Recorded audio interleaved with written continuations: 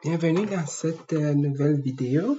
Là, on a créé notre projet, on a ouvert et voici la page de présentation. Là, on a notre automate qui est affiché. On a la page de Micro 800. On a la page Start qui peut nous permettre d'ouvrir notre fichier si on veut. Mais celle qui nous intéresse, c'est vraiment là où il y a notre automate, le Micro 830. On a le projet, l'organisation de projet qui est on va beaucoup travailler avec cette partie. On peut retrouver le nom du projet. On va retrouver le nom du projet qu'on a donné à cet endroit. Ça, c'est les craintes. Mais c'est vraiment cette partie-là qui va le plus nous intéresser.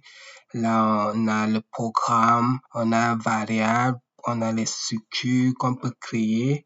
Vraiment un paquet d'informations qui commencent à venir au fur et à mesure. Et c'est grâce à ça qu'on va développer notre projet. On a les data types, on a les arrêts, ce qu'on appelle les tables.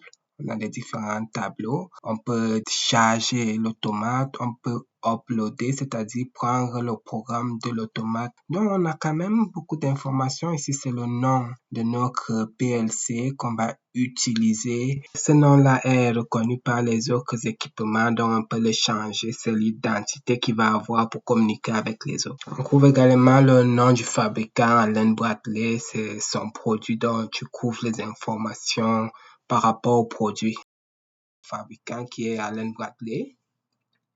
Ici, ça c'est la partie contrôle. On peut voir la mémoire, on peut voir les informations générales, la mémoire maximale qu'on peut retrouver pour notre PLC. Toutes ces informations détaillées si on avait un CPU réel, c'est-à-dire qu'un automate réel, on allait avoir toutes les informations détaillées ici. On a la mémoire, on a le statut, on a les ports qu'ils utilisent. Vous pouvez bien prêter attention ici qu'on n'a pas de port RJ45 sur cet automate que j'ai choisi juste pour la présentation. On va juste avoir ici les ports série pour la communication filaire, c'est-à-dire que tu peux prendre un câble d'imprimante parce que lui, avec un câble d'imprimante, tu peux le connecter sur ton ordinateur directement et tu vas communiquer avec lui. On a le port série, on a le port USB. Donc, le port série, c'est un port spécial. C'est un fil qui est donné par le fabricant, mais le port USB, c'est vraiment le fil de l'imprimante. Et on peut voir ici différents protocoles qu'on peut choisir. Si on est sur le port série, on a ASCII, on a CIP, on a Modbus. Donc, c'est toutes ces informations-là. Il faudra digérer ça au fur et à mesure, mais quand on va choisir un port série, on va choisir la vitesse de communication et le protocole dans lequel on se trouve ou le logiciel avec lequel on veut parler.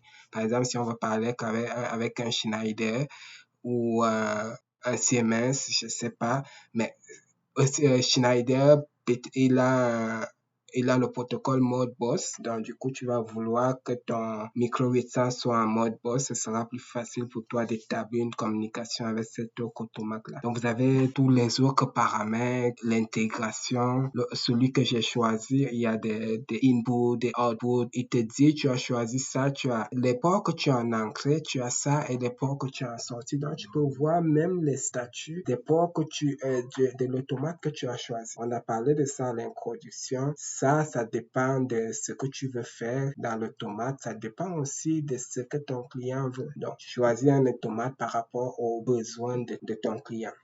Plusieurs informations qu'on va retrouver à l'intérieur pour voir les statuts, les fautes. Vraiment, amusez-vous à jouer avec ça. On a les logs, on a les recettes. C'est toutes ces informations. Il y a beaucoup d'informations dans les automates. Donc, pour commencer notre présentation, justement, il faut qu'on crée un projet, il faut qu'on commence à programmer, justement, comment est-ce qu'on fait ça? On va aller dans Programme, je vais faire un clic droit, je vais dire que je vais ajouter un projet. On a ici, justement, la notion des langages. Il a le langage en texte structuré, le langage en ladder et les function blocks. On va faire le ladder et je vais vous expliquer pourquoi dans la majorité des cas, on travaille en ladder. Parce que le ladder, il ressemble beaucoup à un plan électrique et c'est facile à dépanner. N'oubliez pas, en industrie, quand on est en train de programmer, c'est parce qu'on veut dépanner facilement. Donc, le visuel est important. Il y a des trucs qu'on va faire en texte structuré, c'est-à-dire qu'on va utiliser des if, on va utiliser des if, des or. Si vous avez fait de la programmation en C ou en C++, ce sera plus facile pour vous de faire des textes. Mais côté visuel, côté dépannage, on va toujours aller avec du ladder. Là, j'ai créé mon programme 1 et j'ai toujours un truc de variable, ça c'est variable globale. Je vais ouvrir ça. Dans les variables, ce sont les tags, c'est-à-dire que les adresses des éléments qu'on va utiliser. Vous voyez, il a ouvert un onglet qu'il appelle micro 830 VAS, ça veut dire variable. Et dans les variables, vous allez trouver qu'il y a des parties grisées. Dans cette partie grisée, ça veut dire que ces variables-là sont les variables qui viennent par défaut avec l'automate. Donc, vous ne pouvez pas les changer. On parle justement des entrées et des sorties parce que les entrées et les sorties ont déjà des entrées physiques qui sont liées à l'automate, qui sont figées, donc vous ne pouvez plus modifier ces informations-là. On a par exemple ici, pour cet automate, vous voyez le IO habituellement c'est IO et le DO qui est au milieu c'est Digital Output, c'est-à-dire que le tag de sortie. Le EM ça veut dire que c'est associé à l'automate parce qu'il y a les tags déportés. Donc on a un IO qui est collé dans la structure de l'automate et qui est un Digital Output, c'est-à-dire que c'est un tag de sortie.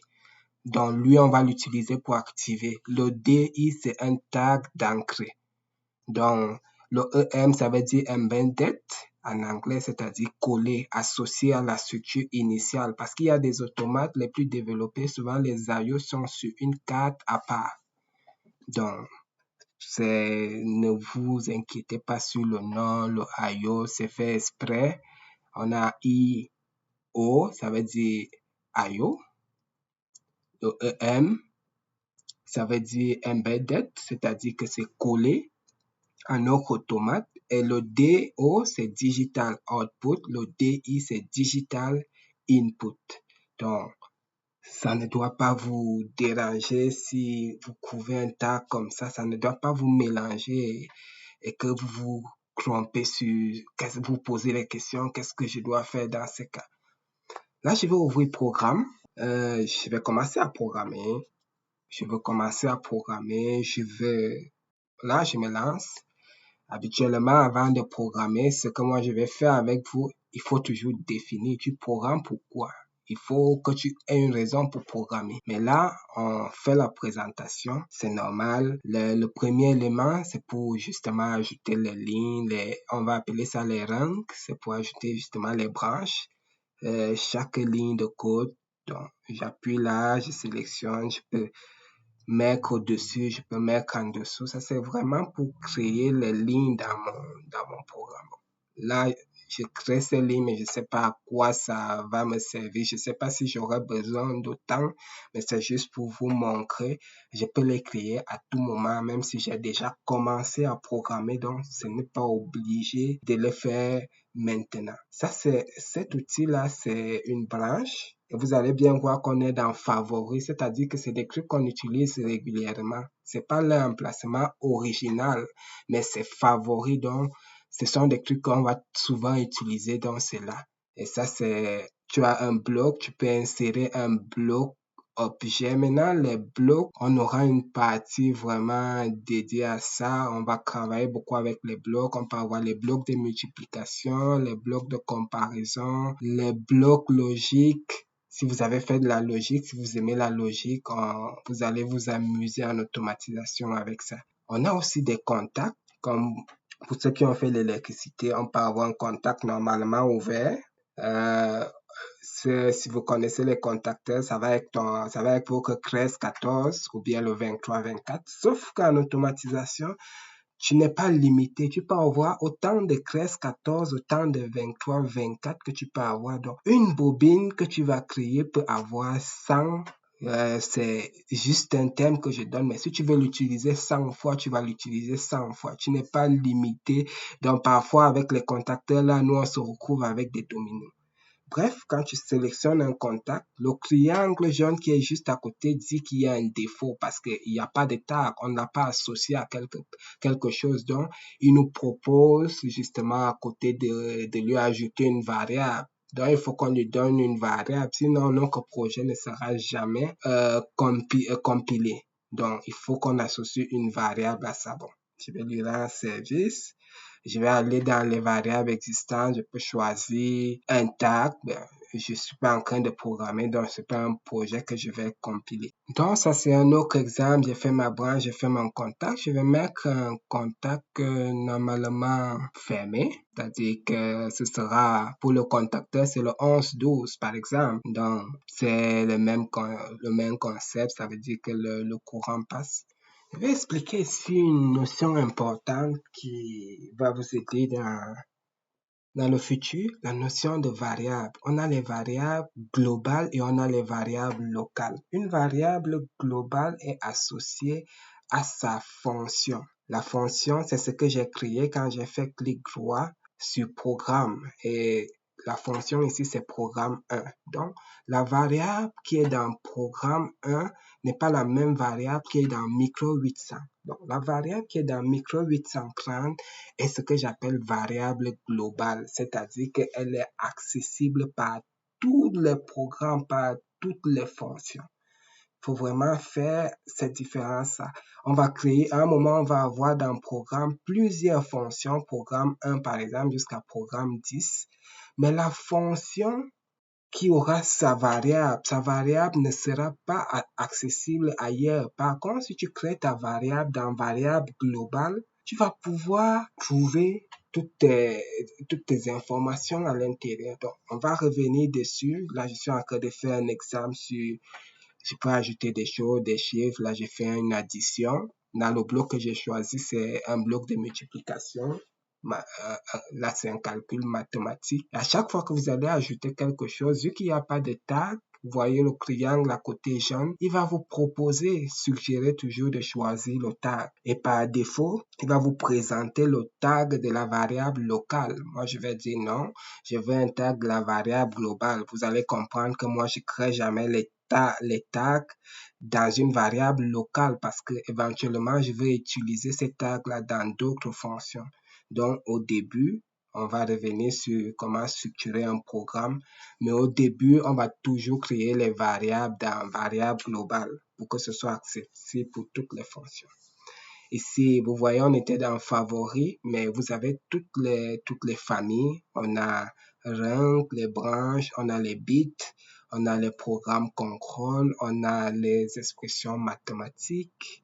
Donc, si je vais par exemple dans les contrôles, vous voyez, il y a des AFI, je vais vous dire à quoi ça sert, toutes ces choses. Donc, il y a beaucoup d'informations, beaucoup de choses que vous allez voir, mais ne soyez pas pressé ou surpris de les utiliser. C'est pour ça que moi, ma méthode, c'est vraiment de faire un projet d'exercice qui permet d'utiliser un certain nombre de choses. Comme ça, tu utilises la chose et tu sais à quoi ça sert. Parce que si je te dis juste que, par exemple, AFI que j'ai mis, c'est pour bloquer une ligne. Bon, pourquoi on fait ça? Si dans un projet, on arrive que je veux bloquer une ligne, tu vas comprendre c'est quoi l'importance de faire ce genre de choses-là. Donc, on a des expressions mathématiques, on a des comparaisons supérieures, inférieures ou égales, égales, supérieures ou égales. On a limite, on peut limiter, on veut le maximum, on veut le minimum, on a imaginé toutes les choses qu'on peut faire. En dehors de ça, il y a les comparaisons. On va faire des comparaisons entre des réels. On va faire des comparaisons entre des integers. On va faire des comparaisons entre des doubles integers. Il faut que je vous explique ça parce que là, on tombe dans la logique. C'est pas pour ceux qui ont fait la logique combinatoire, ce sera facile à comprendre aussi. Les portes logiques et tout ça, les portes ou, les portes et la table de Carnot, si vous vous rappelez de ça, si ça va vous aider. C'est-à-dire que si vous voulez programmer par rapport en utilisant la logique, je vous ramène à votre cours sur la logique avec les tables de Carnot, comment est-ce qu'on faisait les simplifications, les portes logiques et tout ça. Donc là, je fais juste faire des exemples. Je prends un bloc, là, je l'ajoute, vous voyez, j'ai les limites, j'ai les triangles jaunes. Triangle jaune, ça signifie que j'ai pas mis de tag. Je n'ai plus de branches. Je vais rajouter une autre branche pour avoir plus de branches disponibles, mettre des informations. Donc, c'est ouvert, c'est disponible. Donc, je ne me limite pas à 5 branches que j'avais, je me suis rendu compte que j'avais besoin de plus. OK, là, je décide, je vais ajouter aussi une branche ici entre ça. Donc, tu peux jouer avec autant de choses. Tu vois, j'ai rajouté ma branche et je peux dire, OK, je vais mettre 2 éléments sur la même branche. Automatiquement, je les rajoute. Peut-être les deux vont s'utiliser dans les mêmes conditions. Peut-être que j'ai un projet avec ça. Donc, ça dépend de l'outil, ça dépend de ce que je veux vraiment réaliser. Je peux mettre une troisième. Dépendamment des logiciels, je sais que dans CC Workbench, à un moment, il va nous limiter sur la longueur. À un moment, il va nous dire, si tu vas déjà à 8 lignes, il te dit, bon, là, il faut quand même, j'exagère un peu, mais dans les logiciels comme Studio 5000, tu peux aller à une branche, tu peux avoir jusqu'à 20 éléments, te permettre de faire. Donc, là, je fais juste jouer avec des choses. Ça, c'est move. Ça, c'est-à-dire que je vais prendre une valeur, je vais mettre dans un autre tag. C'est pour ça que c'est MOV, ça veut dire move. Je peux avoir un tag A, l'autre qui s'appelle B. Je veux que la valeur qui est dans A se retrouve dans B à un moment donné de ma fonction. Avec certaines conditions, je vais utiliser le tag move.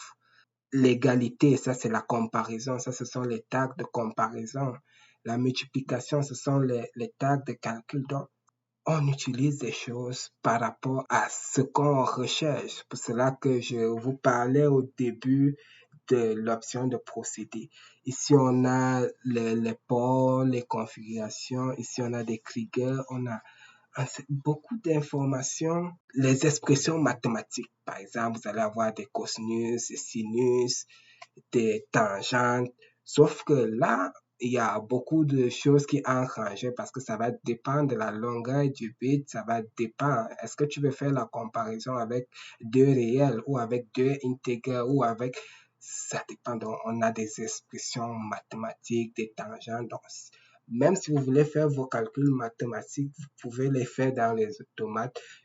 Parce à quel moment on utilise ce genre de choses? Par exemple, je vais calculer le volume d'une cuve pour avoir un résultat. Oui, je vais faire une équation mathématique dans l'automate pour avoir un résultat à un moment donné pour calculer, par exemple, le volume de l'eau ou le volume d'une cuve, la quantité d'eau qui a été envoyée pendant un temps X, pendant un temps Y. Donc, ces choses-là, on les utilise. Il y a des éléments de la logique, comme je parlais, vous avez des or, des et, des notes, il y a des conversions, on peut convertir des tags, on peut convertir des booléens, on peut convertir des octets, on peut convertir même une variable en date.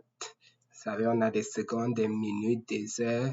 Donc, dans la zone conversion, c'est vraiment tous les types de conversions qu'on peut réaliser de n'importe quoi. Any ici, ça veut dire n'importe quoi à intégrer, n'importe quoi à double intégrer, n'importe quoi à réel. C'est-à-dire, je vais convertir une variable qui a un type donné vers un autre type donné. Et là, il faudrait que je vous explique. Si vous avez des questions, vous pouvez revenir vers moi par rapport à ça. Je vais arrêter la vidéo à ce niveau parce que je ne veux pas faire des vidéos trop longues. Parce qu'après, c'est difficile à suivre, mais on va continuer pour les autres étapes. On va commencer un projet, puis on va commencer à parler de ces choses au fur et à mesure qu'on évolue. Et on a beaucoup d'informations à traiter.